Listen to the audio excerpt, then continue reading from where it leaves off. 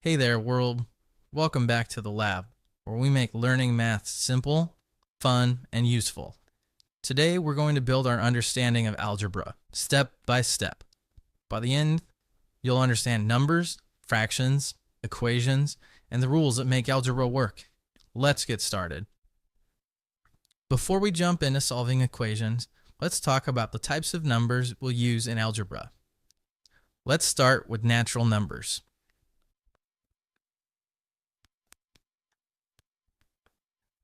These are positive integers that we use for counting, like when we count our fingers or the number of people in a room. We also have whole numbers. Whole numbers start from 0 and continue indefinitely.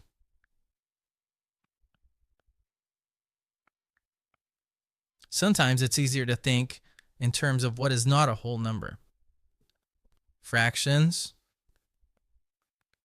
decimals, and negative numbers are not whole numbers. Integers can be positive or negative numbers.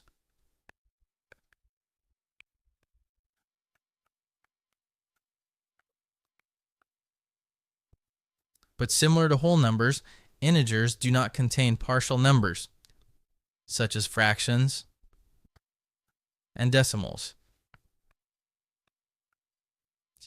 In math, we often group numbers into sets, just as we did above with our whole numbers and integers. We write a set using set notation. For example, we'll write our set of whole numbers in set notation. W will represent the set, so W is equal to 0, 1, 2, 3, and so on. Everything inside the curly brackets is considered a member of the set. So 0, 1, 2, 3, and so on are members of the whole set denoted by W, which is our whole number set. Real numbers are any numbers that can be found on a number line.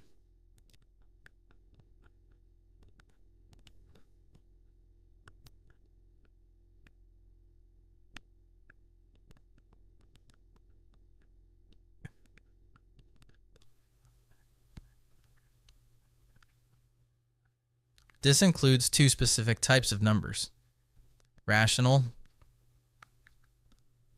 and irrational.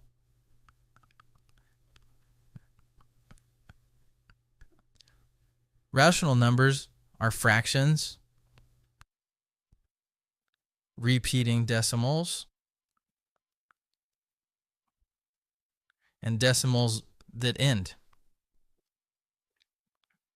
All of these can be found on the number line. 1/2 falls about there. 0.33333 right there, and 1.75 right there. Irrational numbers are numbers that go on forever without repeating, like pi and the square root of 2. These can also be found on the number line.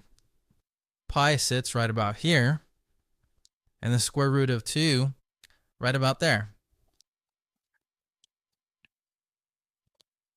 What is a number line? We use number lines to visualize numbers. Notice how negative numbers are to the left, 0 is right in the center, and positive numbers go off to the right. So what does it mean when a number is not found on the number line? Well, if we think of the number line as an x-axis, and we know that real numbers fall on the number line. That means every real number falls along this axis. Now if we draw the y-axis, that is the imaginary component. Both of these axes, the x component, which is the real component, and the y component, which is the imaginary component, make up complex numbers. As you continue to study and learn math, complex numbers will come up, and we will cover it in depth much later in our video series. Let's also use a number line to show another aspect of numbers.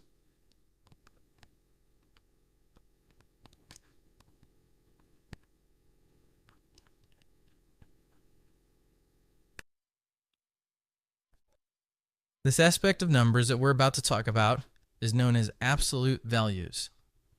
The absolute value of a number is written by a number inside two vertical bars.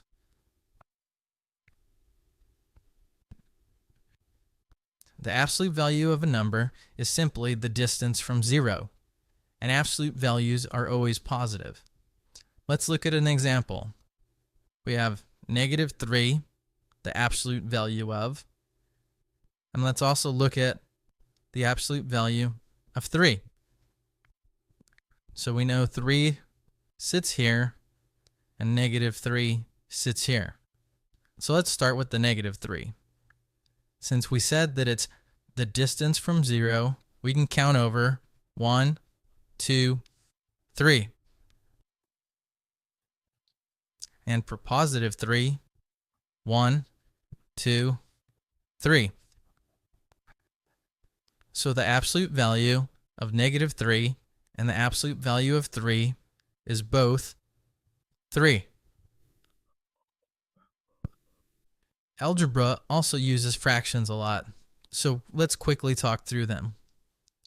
We're going to start with reducing fractions.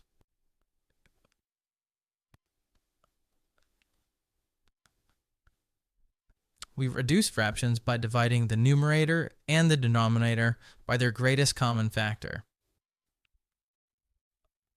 For example, 6/8. The 6 is the numerator, and the 8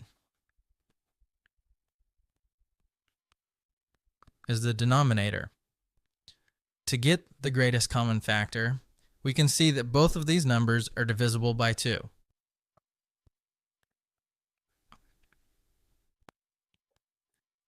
So when we divide it out, we get 6 divided by 2, which is 3, over 8 divided by 2, which is 4. And we have just reduced our fraction. Now let's look at addition and subtraction of fractions.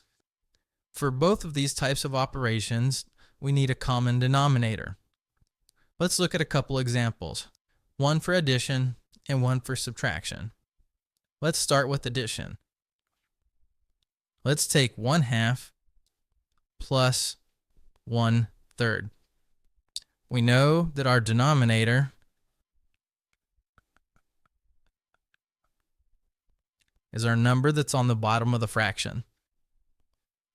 So how do we get these to be common? Well, we can multiply them by each other to get 6. So this side will multiply by 3, and this side will multiply by 2. Keep in mind, anything we do to the denominator, we also have to do to the numerator. So we end up with 1 times 3, 3, over 2 times 3, 6, plus 1 times 2, 2, over 3 times 2, 6. Now we just add the numerators. 3 plus 2 is 5, and then we use our common denominator, which is 6. Now let's do a subtraction. Let's take the answer that we had there, 5/6, And let's subtract 1/4. Well, now we need to find our common denominator. We can use 12 by multiplying 6 times 2 and 4 times 3. Don't forget, we also have to do this to the numerator.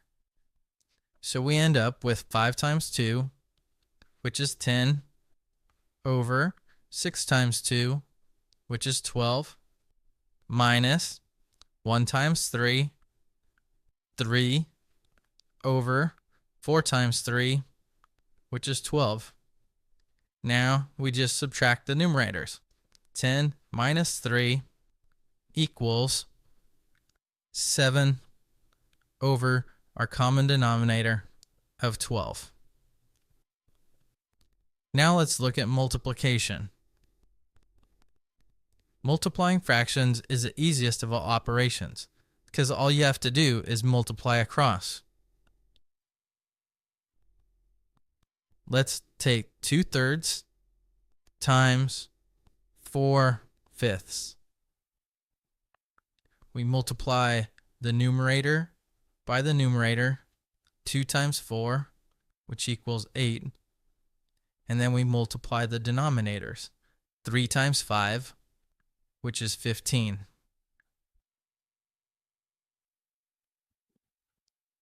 For division, we flip the second fraction and then multiply. Let's take 2/3 divided by 4/5. So we're going to flip the second one. So we end up with 2/3 times 5 over 4. And now we do the same thing where we multiply across. 2 times 5 equals 10 over 3 times 4, which is 12. But we're not done yet. We can further reduce this because both of these numbers are divisible by 2. So we're going to divide 10 by 2 and 12 by 2. And we end up with 5 over 6. And there's our final answer. Let's look at order of operations. To make sure we all get the same answer, math has a strict order of operations, and we use the acronym PEMDAS. P, E, M, D, A, S. P stands for parentheses.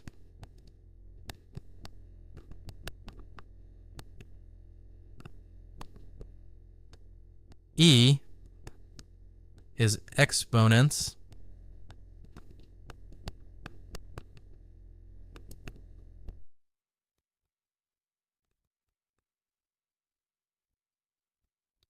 M for multiply.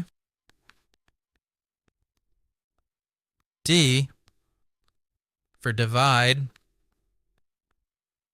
A for add. And S for subtract. Let's look at a short, easy example.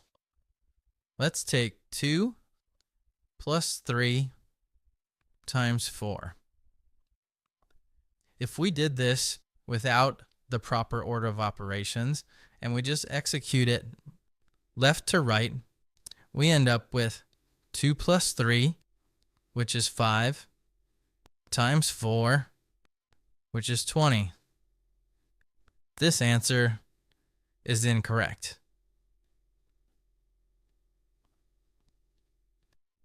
Let's do it with the correct order of operations. M comes before the A.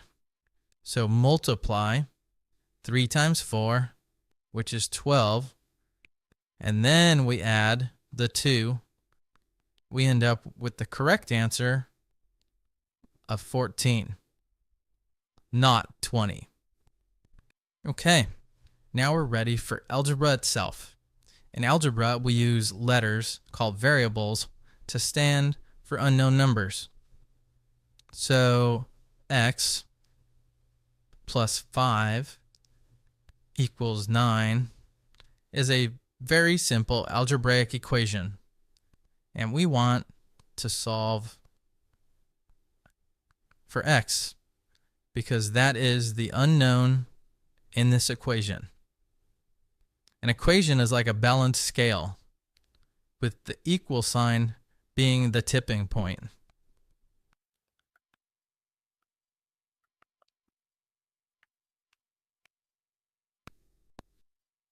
Whatever we do to one side, we also have to do to the other side to keep everything balanced.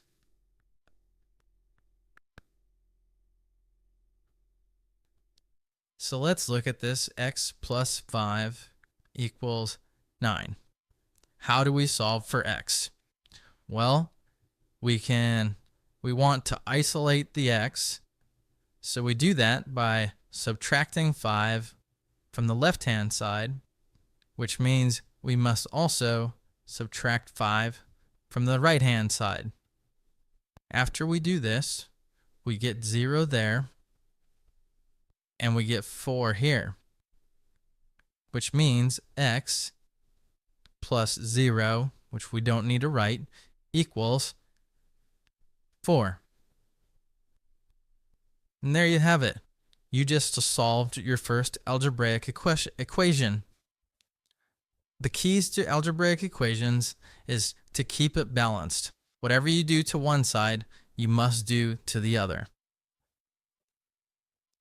Let's do one more practice problem.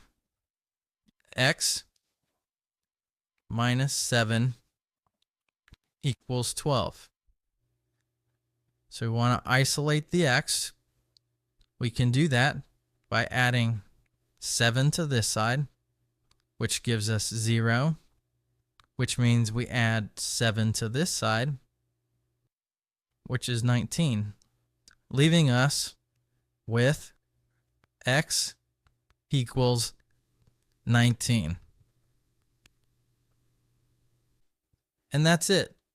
Today we covered numbers, number lines, absolute values, fractions, order of operations, and the building blocks of algebraic equations. Keep practicing because these skills unlock the rest of math. Thanks for watching. Don't forget to like and subscribe, and I'll see you in our next video.